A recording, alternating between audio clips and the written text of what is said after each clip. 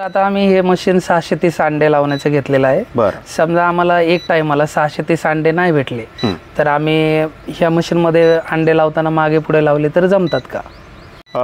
Sir तुम्ही प्रश्न खूप चांगला विचारलेला आहे की समजा एका वेळेस 630 अंडी आपल्याला ताजी उपलब्ध नाही झाली तर काय करायचं.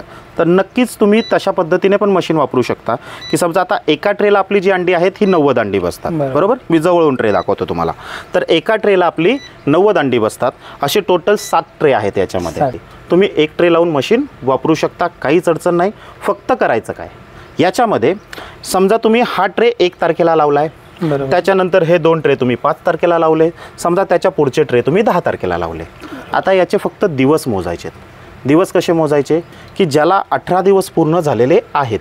आता उद्यापासून पिल्लं निघणार आहेत. या ट्रेची मी 1 तारखेला लावली, 18 दिवस पूर्ण झाले, 19 तारखेला त्याची पिल्लं निघायची चालू झालेत. त्या दिवशी या ट्रेचं कनेक्शन काढून टाकायचं. त्याच्या 5 दिवसाच्या गॅपने तुम्ही हा लावलेला आहे.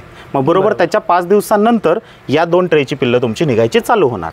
त्यावेळेस काय करायचं, ह्या 2 ट्रेची पिना काढायच्या, बाकीच्या पिना चालूच ठेवायच्या.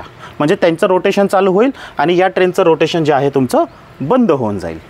बरोबर. आलं लक्षात. म्हणजे तुम्ही पाठीपुढे अंड ठेवायला काहीही अडचण नाही. हो.